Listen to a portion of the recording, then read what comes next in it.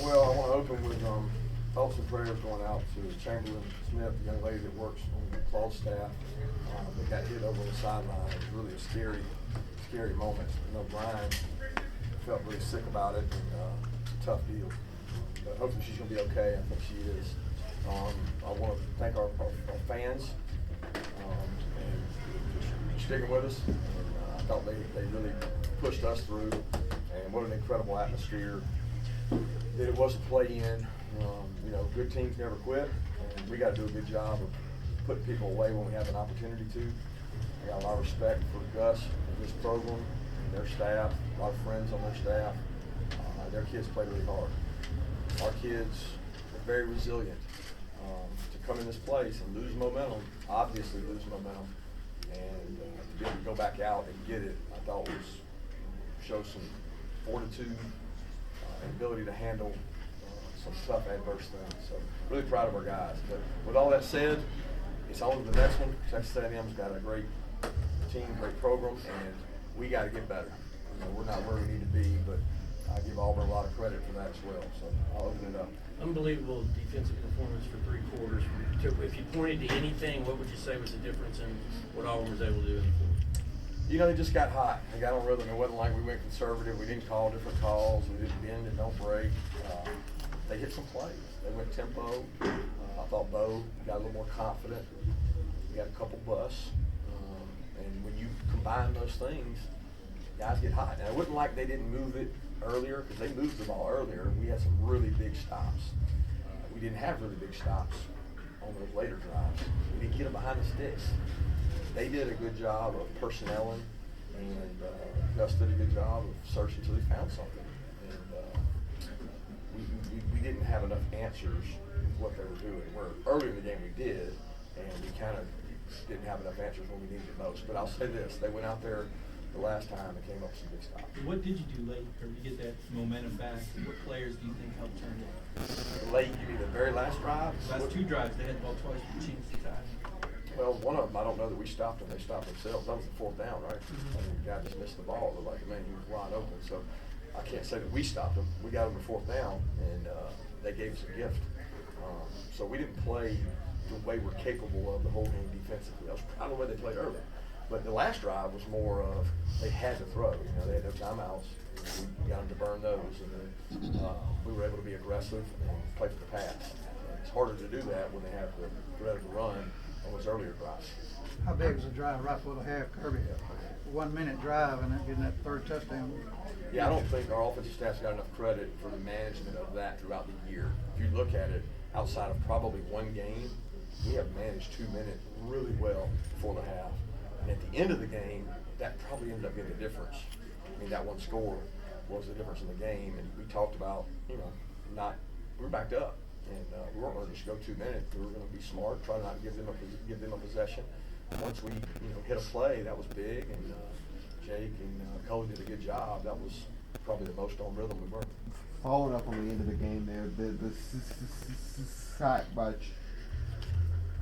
Tyvon, I mean, what does that say about the progress he's made this year through the arm injury to come up with that play like that? Says what I keep saying to our guys, we got to find more ways to play the guy. I mean, he's probably one of our better overall football players. He's playing on 3rd down. I mean, he plays quite a bit, but I mean, we got to find ways to use the kid. He's talented, and we got to do a better job as coaches of finding more avenues for him to help us because he's extremely athletic. So about Tyreek Stevenson, like the confidence you've got on these freshmen at this stage of the season, can you just talk about the development they've been able to play down the stretch? Yeah, well, I mean, it always goes back to development. We're big on get a freshman in here, teach him our system. The sooner he learns what to do and quits worrying about why he's playing or not playing, they're able to get on the field. So many of them are hamstrung by somebody at home or some noise they're hearing, and why am I not playing? But when they focus on just getting better, it's amazing what they can do. And he's a great example of that. Nolan, Trevon, I mean, there's a lot of guys out there that are young, that are playing well in those packages. You talked about the lack of explosive plays, but you hit the big touchdown with Blaylock there early. What did you see on that? And I guess, what does it do for the team when they get a big explosive play like that early in the game? certainly helped confidence for the wideouts. I mean, we got behind them. They were in a quarters coverage. I don't know if a guy busted assignment or blew it, but Jake threw a nice ball. And Dom made a really nice adjustment to that ball because it was, it wouldn't hit in stride. He had to bend back a little bit.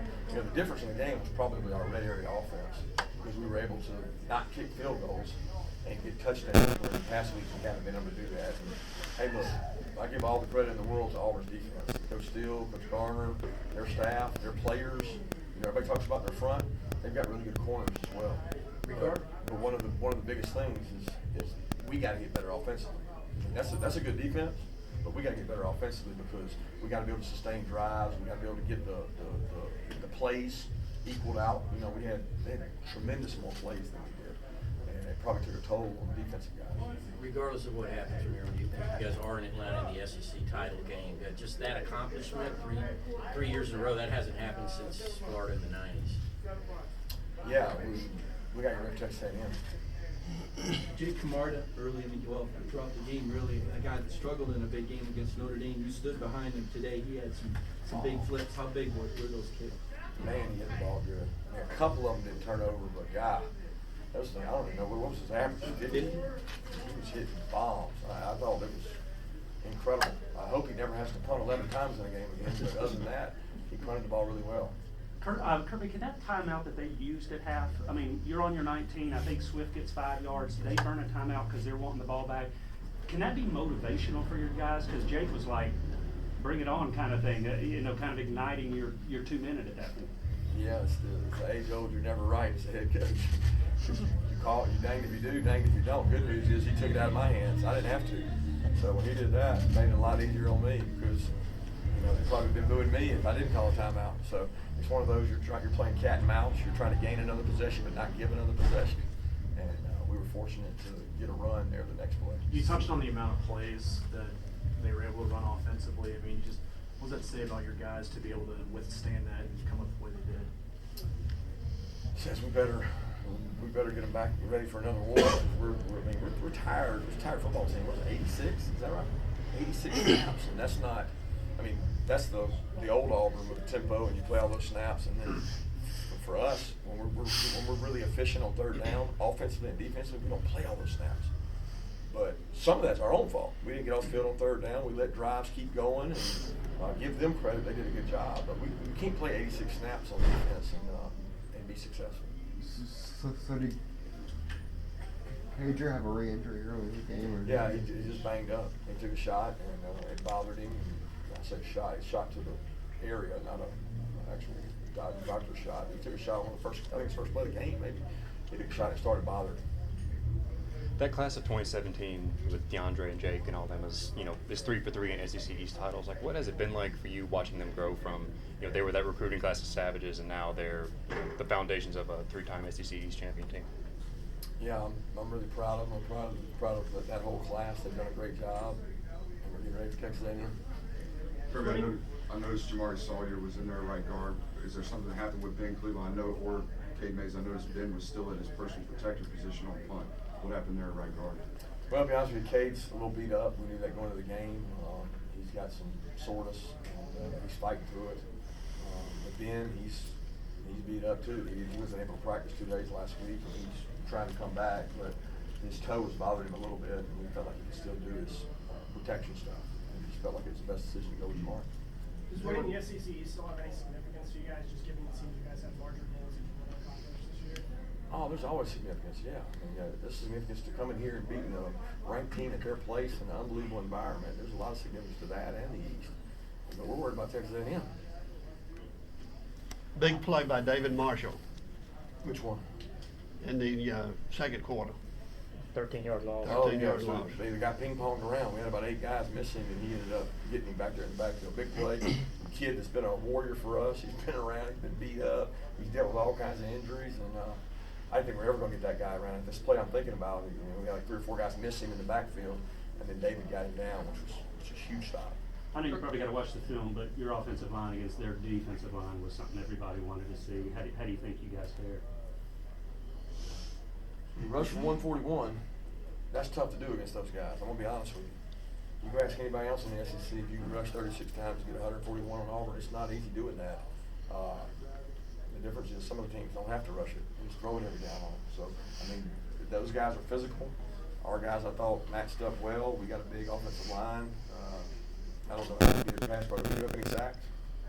One early, and Jake threw a couple of them away that we had some pressure. And I mean, they got good players too. We just got to keep getting better, and we'll continue to do that. Kirby, you guys had a game offensively where it was almost like every time you got going, you scored, but a lot of times where you didn't. What do you think kind of led to the downside of that, the glass half empty side of that? I think it's more to do with getting a play to get you started. I mean, when we got started, we did pretty well.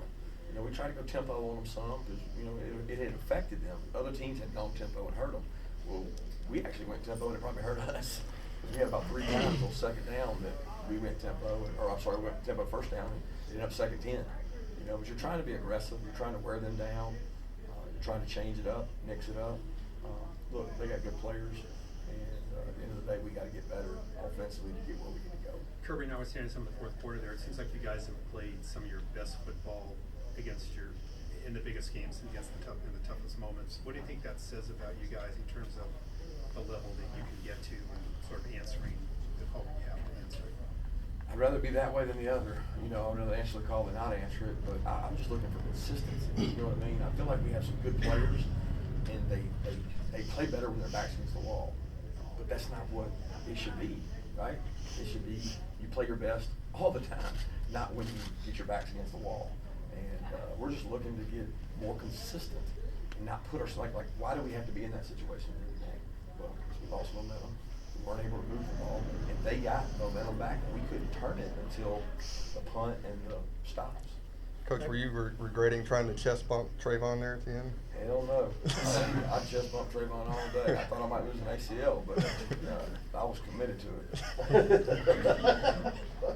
They were settled down to start the run, Kirby, and you still, on DeAndre had over 100 yards, and that big 26-yard run on that drive right before the half, that was huge, wasn't it? Yeah, it's huge. Go big, and I mean, look, guys, we want to run the ball outside. Everybody's going to say run the ball outside. It worked well when we were able to do it, but they're doing things to take that away. Their game plan, they had guys as wide as I've ever seen them, and they were not going to let you get out there at times. And when we did, we had success. You know, late in the game, we couldn't get outside, and it makes it tougher. Had some lost yardage plays, but we'll continue to search, find a way, and it certainly gets easier when we play really well on the perimeter. When we have guys outside making plays, it certainly loosens people up. What are your thoughts on kind of the passing game tonight? And I mean, it seemed like they did a really good job covering you guys, and I mean everything was bang bang out there. Yeah, they got good corners. That's what I'm saying. It wasn't so much the pass rush to me. Like, they had really good pass rush. I watched these guys play LSU. So Auburn's defense playing LSU, who's got one of the best passing attacks in the country, they covered them. They put people on them and covered them. 23 is a good football player. He goes out there and covers. Jordan Davis has played forever in this league. 4 has played. I mean, it seems like 4 and 13 have been there forever. And then 23 shows up and he's covered people all over the place. So they did a good job out there putting their hands on us and affecting us. And we didn't win a lot of 50-50 balls. 2 more questions? Coach, you're now through the Auburn game. What do you think is the biggest area of growth for your football team this year? I would say the youth has grown the most. When you say the youth, I'm talking about these guys that have stepped up and begun to play, whether it's special teams, a little defensive group of guys that are starting to play well. They're starting to improve, and that's probably the most growth. But we got to get better. We can't. I mean, we got to be able to move the ball, score points, and we got to get more turnovers on defense. Kirby, after the game and the post game in the locker room, did you acknowledge winning the SEC, and was that celebrated at all? I don't think so. I don't think I said anything about it. I mean, I gave credit to Auburn and told our guys to handle it with you the right way. So how about the fucking dogs? That's what I told them. That's my language.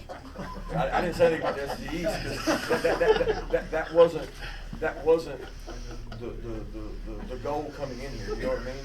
The goal for us was to continue to get better, grow, play in a tough environment, but it really wasn't about the SEC East. That's a hell of an accomplishment, and I'm proud of our guys, but that's not what it's about. Thank you.